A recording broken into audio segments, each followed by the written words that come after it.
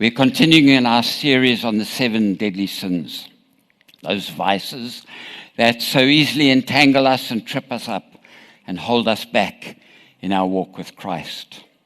Hebrews 12 verse 1 says, "Therefore, since we are surrounded by such a great cloud of witnesses, let us throw off everything that hinders and the sin that so easily entangles." This journey is about attending to the root of the sin that entangles us and not just managing the symptoms. And 2 weeks ago, we spoke of envy, being green with envy. I don't know if you remember those that were here, being green with envy. This morning, blind. Blind with rage. And so, yes, we are talking about anger today. And I'm sure that needs no introduction. It's part of our human experience. I'm sure that everyone sitting here this morning knows exactly what we're going to be talking about. We get angry. We get angry when we see injustice. We get angry when we see our children being hurt and bullied. Anger provokes us to action, to right wrongs. We also get angry at our children when they don't do what we tell them to do. We get angry at our spouses and our partners. We get angry at those closest to us. We get angry at our parents. We get angry at ourselves. We get angry at things. In 1998, the Journal of the American Medical Association published an article on vending machine rage. Now, we all know about road rage. It's a thing these days. But back in the day, 15 injuries, 3 of them fatal, as a result of angry men kicking and rocking these vending machines that had taken their money without dispensing the drink. And the injuries were caused by machines falling over and crushing them. And then a few weeks ago, my son mentioned something that when he was small, he could never quite figure out. We'd be driving to church, and then I'd hear this voice, "You haven't brushed your hair." And this brush would be pushed in front of my face so that I could barely see where we were going. And there would be this huge argument in the car. And I would resist brushing my hair. And it would escalate and escalate. And then we'd arrive at church and we'd get out and everything would be fine. Don't know how that works. Simon couldn't understand it. And you know what? It's still a thing, because I still walk out the front door without brushing my hair. And back in the day when my wife Aldith was teaching in Johannesburg, she recalls an incident when there was this huge shouting match in one of the classrooms. And Vincent, the teacher, was having this argument with one of the boys as they came into class. Those of you, the teachers, would know it's disruptive and everybody is throwing their stuff around. And I don't know what this kid was doing, but things were escalating. And Vincent was shouting and the kid was shouting back, and it just got so that the whole corridor knew that there was something going on. And eventually something snapped. And Vincent grabbed this guy's bag and threw it out of the second floor window of the classroom down to the quad below.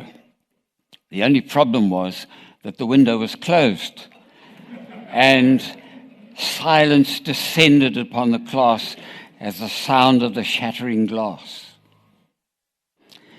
These may be silly examples, and I know there are much bigger issues that people have to deal with. Real deep hurts, deep wounding of the soul. But the point I'm getting at is that when we see the outburst of anger comes from somewhere.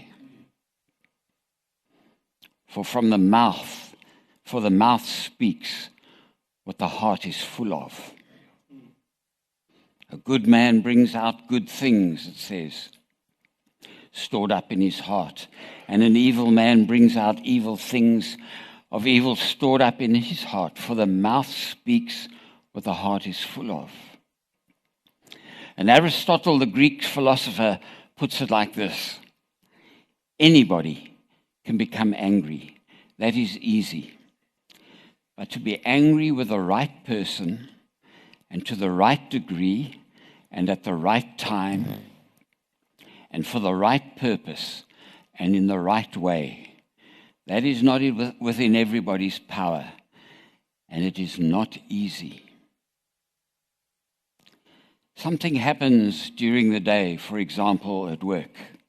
You get angry, you don't deal with it, you bottle it up and you brood. And then you get home. And somebody innocently says something that winds you up for some reason.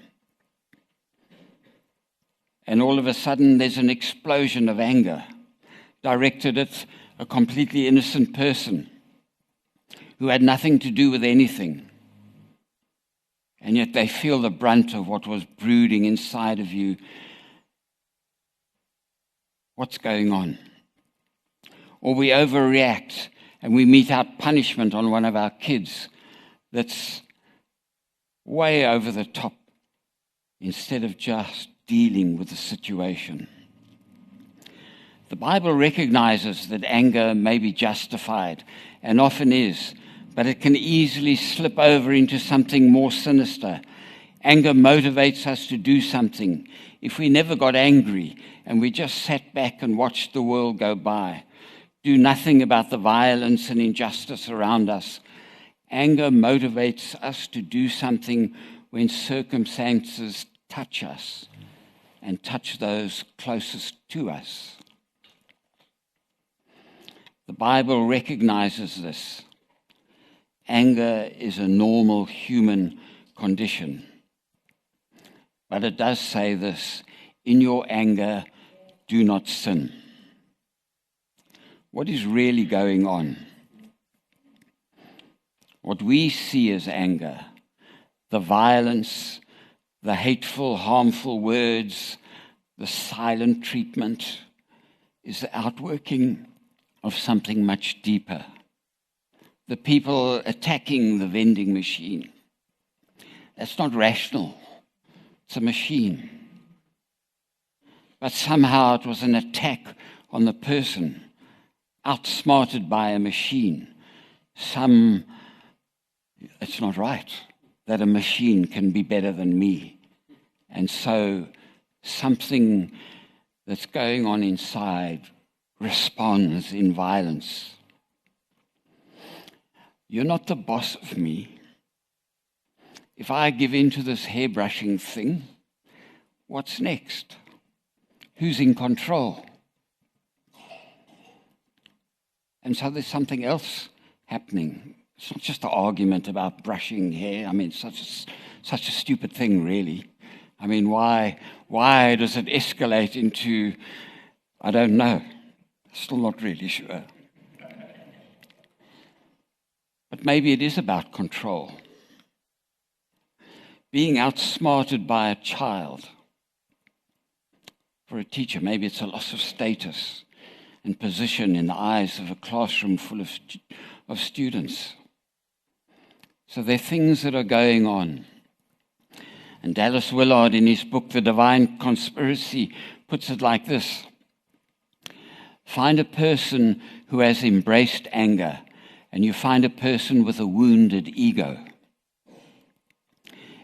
In a study of anger in America, the participants made frequent references to words like insults, slights, condemnation, and having been treated as if I were of no account.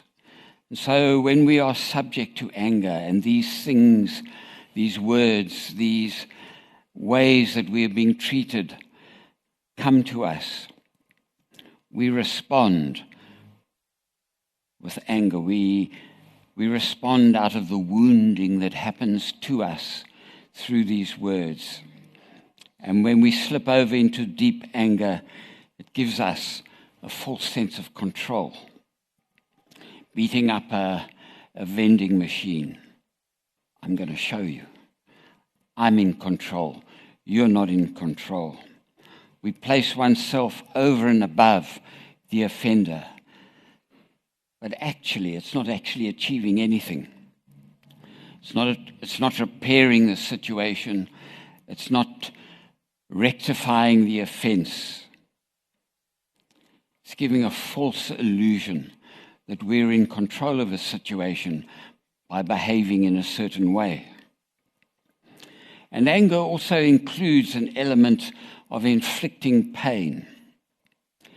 Martha Nussbaum, an American philosopher at the University of Chicago, states, anger involves a wish for things to go badly for the offender, payback for the offense, that they get what they deserve. And we don't have to actually do anything about it. We can just dream about all the bad things that are going to happen, or that we want to happen, or that we wish upon the person that has hurt us and made our lives a misery. But as we embrace anger and nurture it, something happens to us. It's the sin that entangles us, the giving the devil a foothold. And that's where the saying, blind rage, comes in. Our vision of the world begins to narrow. When we look at the world and we see things around us and we get consumed with anger, our vision begins to narrow. And that good thing happening over there, we don't notice it anymore. And our world narrows and narrows and closes in on us. And we become defensive. We become ready to snap at the slightest provocation, blind to others, blind to God, blind to who we truly are. And we take on the persona of an angry person. The focus is on ourselves, bringing misery to those around us and to ourselves. And this doesn't mean that there shouldn't be consequences for the perpetrators of abuse or violence against others. There are means for holding other people to account. But today, we're looking at what anger does to us, to the deep recesses of our souls, and how it plays out in our lives, in our relationships, and with those closest to us, and on our own personal well-being.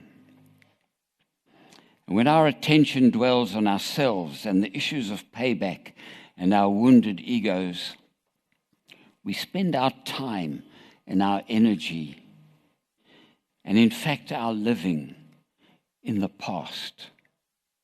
We dwell there. We think about what happened and who did it and what we want to do to get back. And we dream and we brood, and the roots begin to entangle us and trap us and hold us back. And we get stuck. And the strange thing is that no solution comes out of it. We fall into a habit of blame. But what of the future? How can we untangle ourselves and move forward? Because life is about moving forward. It's about the future. It's about the present. The past has happened. There's nothing we can do about it. And if we get stuck there, we are stuck. There's the Hebrew word shalom. I'm sure we've heard of it. It means peace, but it means so much more than peace. It means flourishing. It means well-being. It's not just an absence of conflict, but it's about wholeness and goodness. Isn't that where we want to be? And so what do? It's easy to get the idea that God is an angry God, wanting to punish and destroy. There are plenty of verses in the Old Testament, particularly of an angry God wanting to inflict judgment on his enemies and the enemies of Israel. But if we read carefully, we see that God is just the opposite. He revealed himself to Moses when Moses asked God to show him his glory. What happened? God passed in front of Moses, who he hid in the cleft of the rock. He said, "You can't see my glory." But he walked in front of Moses and he said this, the Lord, the compassionate and gracious God, slow to anger, abounding in love and faithfulness, maintaining love to thousands and forgiving wickedness and rebellion and sin. And that's what is reflected in many of the verses of the Bible around anger and how we should deal with it. Psalm 4, verse 4. Don't sin by letting anger control you. Think about it overnight and remain silent. Colossians 3, verse 8. Lay aside anger. Ephesians 4, 26 and 27. In your anger, do not sin. Do not let the sun go down while you are still angry, and do not give the devil a foothold. Get rid of all bitterness, rage, and anger, brawling and slander, along with every form of malice. Be kind and compassionate to one another, forgiving each other, just as Christ God forgave you. Therefore, as God's holy chosen people, holy and dearly loved, clothe yourselves with compassion, kindness, and humility. And you know, these are things that we do. Get rid of, lay aside, clothe yourself, put off, put on. Actions that imply something that can be done. Takes effort. When you get dressed in the morning, your clothes don't just appear. You've got to do something. You've got to lift your leg and push it down your trousers. And when you get old, you have to kind of lean against the bed with one leg, otherwise you fall over. When you put on a jacket, you put your arm in and then you can't find the other arm. Sometimes you need someone to help you.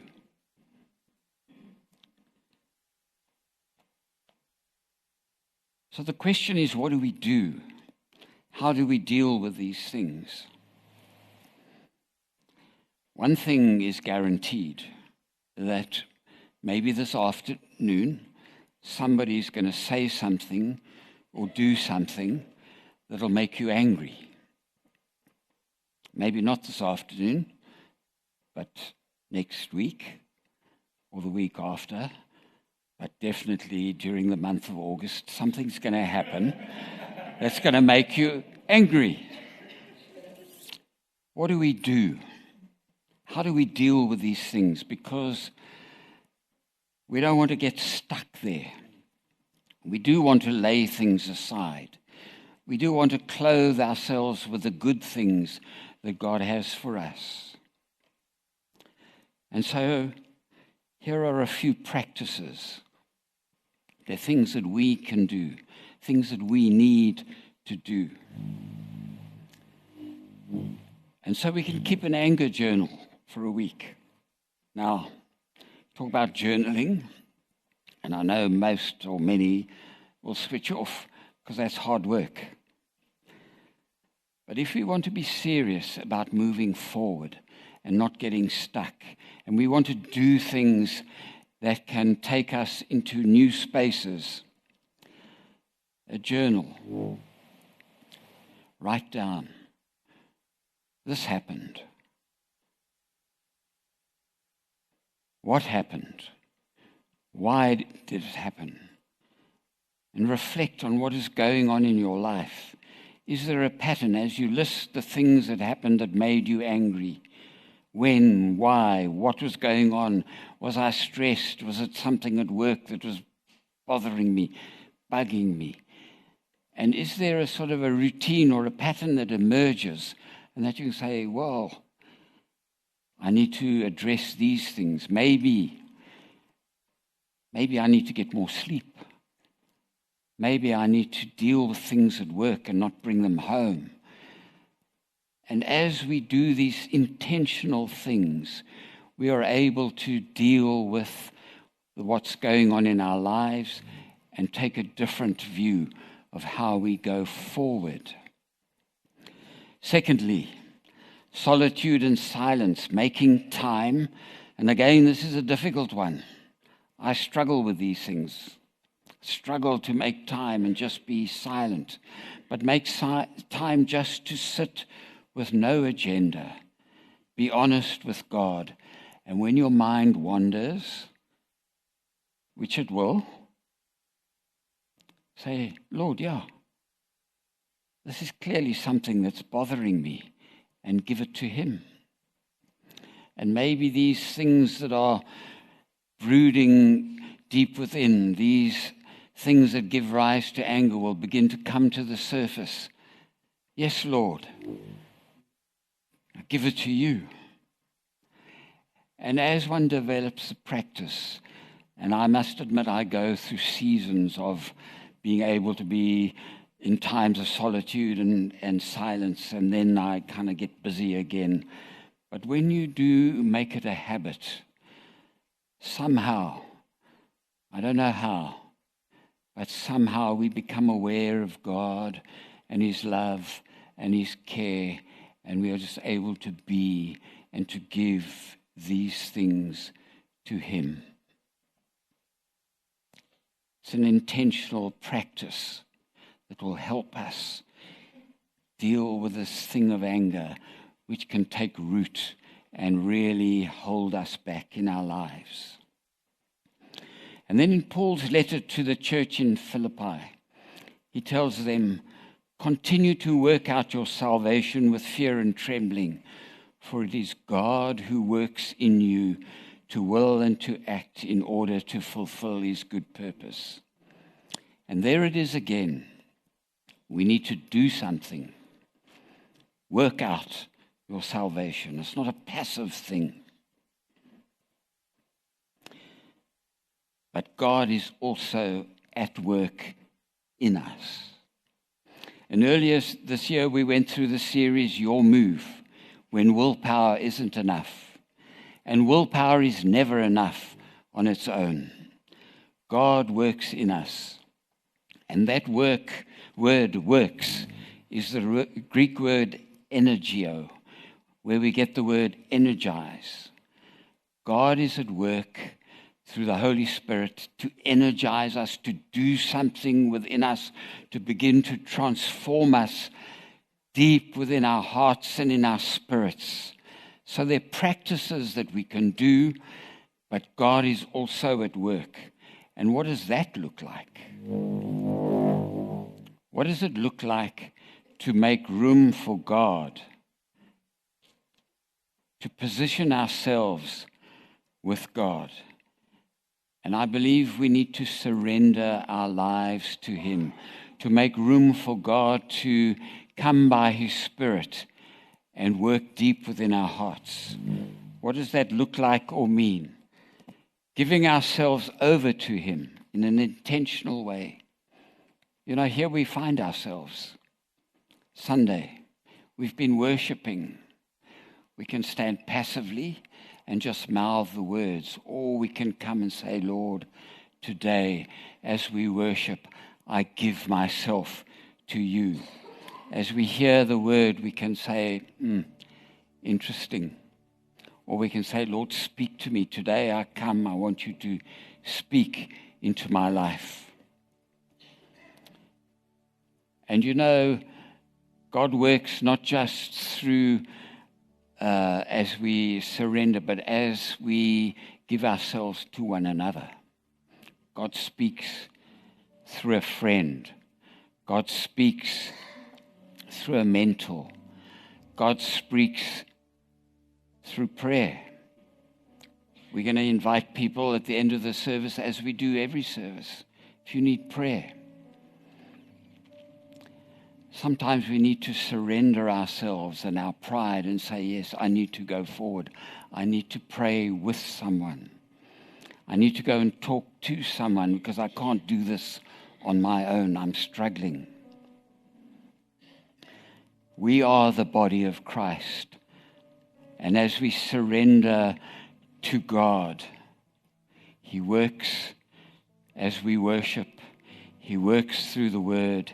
He works through one another because each of us has a gift. And God works through us by His Spirit and speaks into our lives.